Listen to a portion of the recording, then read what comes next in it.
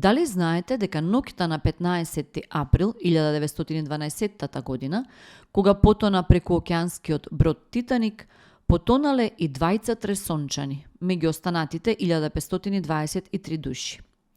Тоа се браќата Јанко и Миле од родот Смилески, печалбари кои биле на пат за Америка. Најстарите жители на Тресонче раскажуваат како дури од деца слушале за смртта на нивните соселани на Титаник.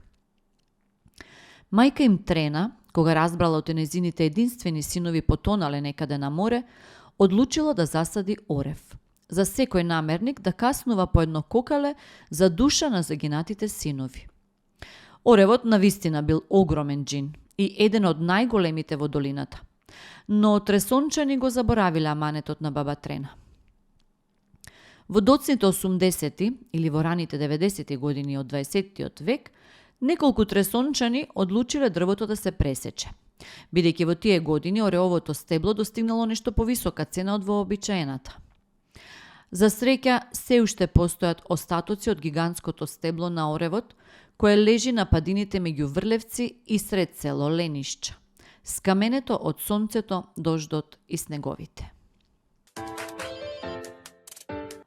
Дали знаете дека Станко Караман е природонаучник и основач на Природно-научниот музеј, Зоолошката градина и Скопскиот парк?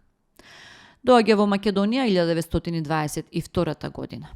Зад себе ќе остави опус од 108 печатени научни трудови, опишувајќи скоро 60 нови видови, подвидови и форми риби, нови 120 видови и подвидови изоподи и амфоподи од овие простори.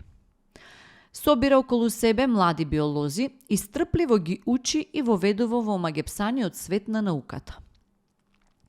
Музеот станува едно од јадрата во кои ќе се развива нашата млада биолошка наука.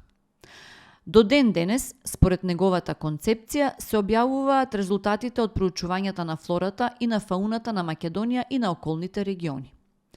Се заложува препарирањето на животните и имитирањето на природата во изложбите на музеот да бидат изведувани до перфекција. Од тука и неговата постојана грижа за стручно оспособување на препаратскиот кадар, што ќе резултира музеот да стане центар во кој што ќе се обучуваат препаратори од сите музеи од просторите на поранешна Југославија.